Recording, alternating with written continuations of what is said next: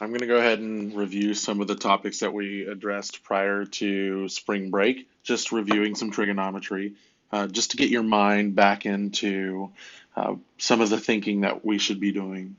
The first thing that I want to start with is addressing the relationships between special right triangles, particularly 45, 45, 90 and 30, 60, 90 triangles. And I want to remind you of some of the insights that we should have had prior to spring break.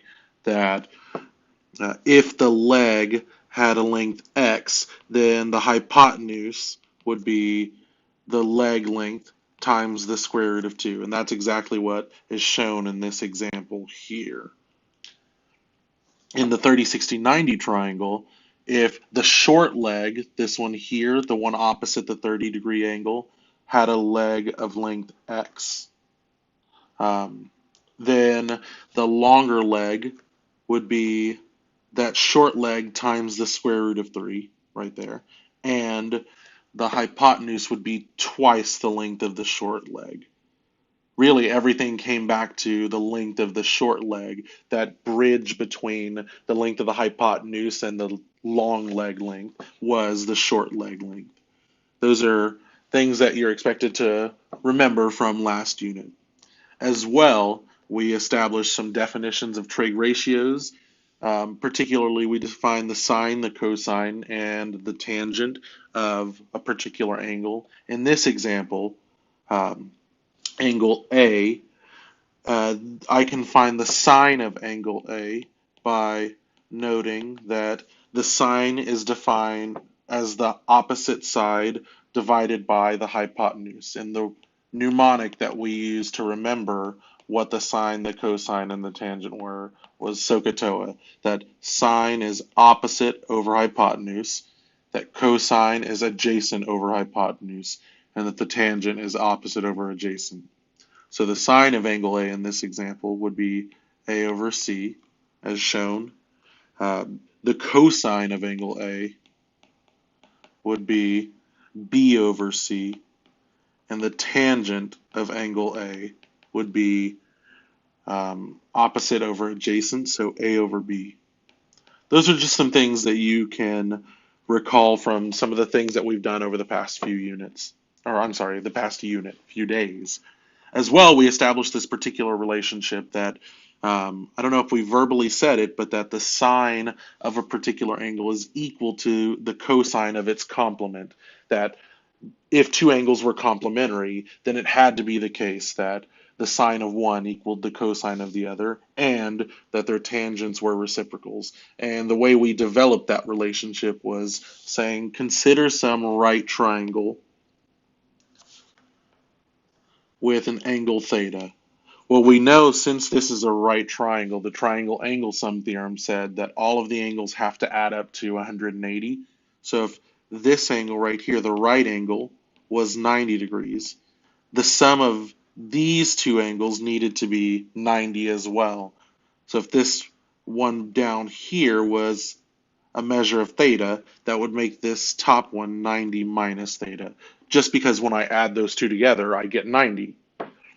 So if I wanted to find the sine of theta, it would be, let's put some values in. I'll put a R, S, and T, some ones I don't ever use. That in this case, the sine of theta, that's this angle here, sine of theta would be opposite over hypotenuse, R over T. And the cosine of 90 minus theta, that's the other angle up here, mark it differently, was adjacent over hypotenuse, or R over T. And as you can see, those two are equal to each other, which is the relationship developed up here.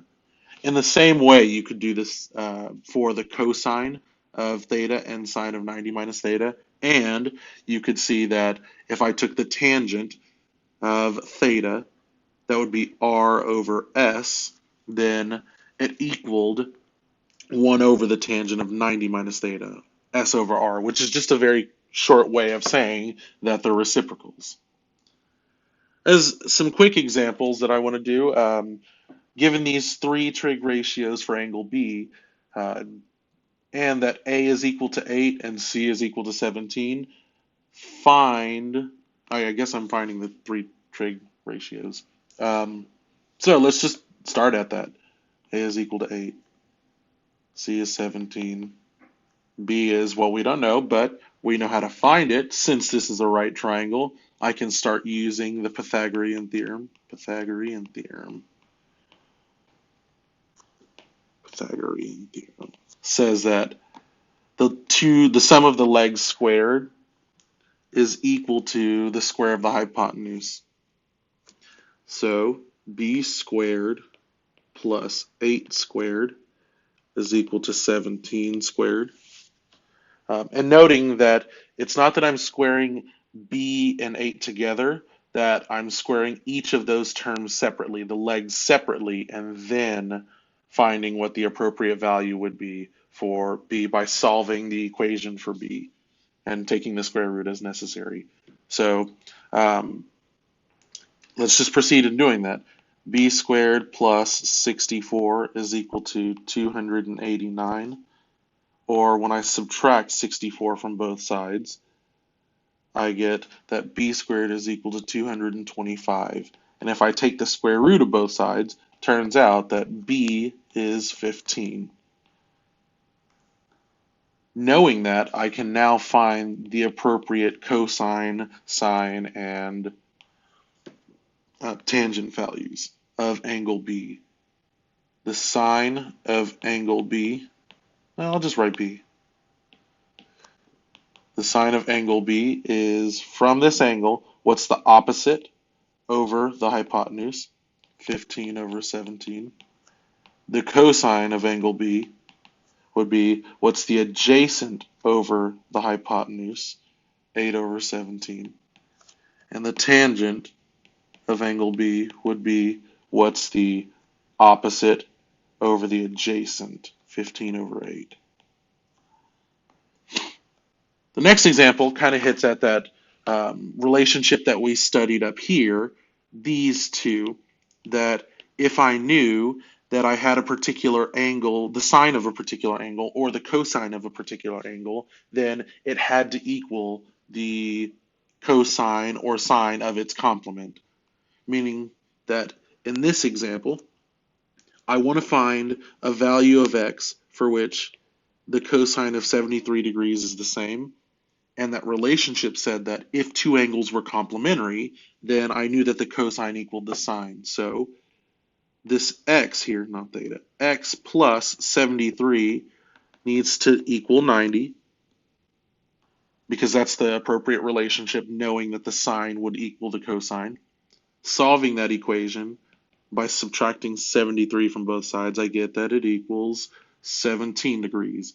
And what that means is the sine of 17 degrees will equal the cosine of 73 degrees. You can check that in your calculator. The last one would be, for what value of theta does tangent of 34 degrees equal 1 over tangent of theta? And that appropriate relationship needed to be that whatever theta was, it needed to be the complement for the 34 degree angle in order to have this relationship, just because that's what this tangent relationship was here. By the way, if you have any questions, feel free to, pause the video and shoot me an email. I'm happy to answer them. I'm not doing much. Anyways, solving. Theta is equal to 56 degrees. That would be the appropriate value for which tangent of 34 degrees is equal to 1 over tangent of 56. We also developed some exact values for the special trig angles using the 30, 60, 90 and 45, 45, 90 triangle relationships. That was a thing we did prior to break. I'm just going to list them out for you just in case you didn't happen to remember to do that. Square root of 3 over 2. These are values as well that you in some way are expected to remember, even if it's not this year. Moving into next year, in your junior year and on, trigonometry shows up over and over again. So you will be expected to, at some point, memorize these values. Since we knew that the sine and the cosine of complementary angles needed to be equal, I could immediately state that the cosine of 30 should equal the sine of 60, and that the sine of 30, change the color, sine of 30 should equal the cosine of 60, 1/2. And the same for the sine and the cosine of 45, square root of 2 over 2. Lastly, the tangent would be one that we developed using the 30-60-90 relationship as well. If we go back to the 30-60-90, the tangent of 30 would be opposite over adjacent, which x over x root 3. So when we end up simplifying and rationalizing the denominator, we get that this is equal to the square root of 3 over 3. The tangent of 45 is developed in the same way using a 45-45-90 triangle, meaning that the tangent of 45 is 1. And lastly, the tangent of 60 would be the square root of 3. The last part that we left off right before break, this might have been in that space where we had already been released from school, but we talked about trigonometric functions, or inverse trig functions, pardon me, that given some triangle, I can use what are called the inverse trig functions to find the angle measure if I knew the ratio of the sides. And that was opposite what we did, because prior, what we were doing is using the angle measure to find this ratio of sides. Now what we're doing is using the ratio of sides to find the angle measure associated with the angle that you're taking the sine or the cosine or the tangent of. And just keeping in mind that the input of a sine or a cosine or a tangent function is an angle measure, whereas the output of that function would be the ratio of those sides. On the flip side, in an inverse trig function, the input is a side ratio, and the output would be an angle measure. So anytime you evaluate an inverse trig function, what you're actually finding is the measure of the angle that you took the sine, the cosine, or the tangent of. Let's do an example of this. And just keeping in mind as well, you absolutely will need a calculator for this. It's not really possible, I guess, at least with what we've done so far, for us to find the inverse trig functions of values without using our calculator. But that shouldn't stop us from trying. So let's go ahead and do this example. Find the measures of each of the angles in the triangle shown below.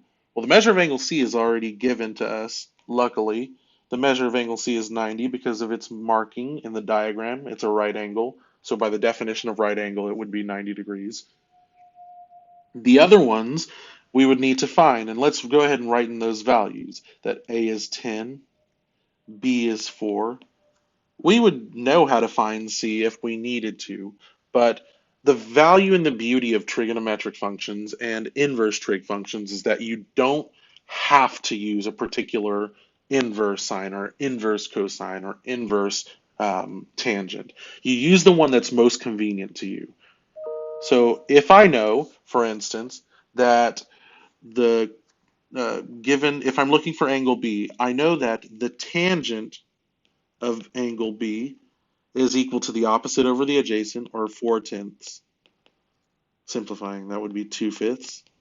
So if I wanted to find the measure of angle B, it would be equal to the inverse tangent of 2/5. I can evaluate that using your calculator.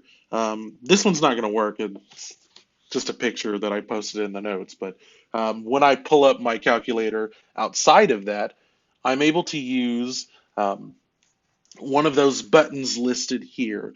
Since I'm looking for the inverse tangent, what I would need to do is first select this second button right here. I don't know why I crossed it out. Select the second button and then click that tangent button, and that accesses the inverse tangent. Um, if you have more questions, I'm sure there are many, many videos about how to use your calculator to evaluate inverse trig or trig functions, but really we're only needing it for what we're doing. Um, One additional thing that you do have to make sure of is that your calculator is in radian mode. Um, if your calculator is not in radian mode, or I'm sorry, that your calculator is in degree mode, that you don't want it to be in radian mode because radians are not things that we will deal with this year. It's just another way to measure angles. Um, so we should just make sure to do that by following the directions that are listed above right here. And if it's not clear still, feel free to send me an email. Anyways, let's get back to the question at hand. We were trying to find the inverse tangent of 2/5. If I select tangent inverse and then insert 2/5 into the input, what my output ends up being is 21.8. And just as a convention, we typically will ask for angle measures to be rounded either to the nearest tenth or to the nearest whole degree, depending on what the directions indicate. This is sufficient for us right now that the angle is approximately 21.8 degrees. Now I could use another inverse trig function to find um, the measure of angle A, or I could use the triangle angle sum theorem, just because I know that the measure of angle A plus the measure of angle C plus the measure of angle B needs to add up to 180. The measure of angle A plus 90 plus 21.8 is equal to 180. From there, we would appropriately be able to solve for the measure of angle A by taking that 180 and subtracting 90 and then also subtracting 21.8 from both sides. And that leaves me with 68.2 degrees. That's all of the examples that I'd like to do today. What I would ask for you to do is just go ahead and review these notes. I will post the completed ones on Moodle just in case you'd like to look through them. But send me any questions that you might have and keep these notes right here at the bottom in mind.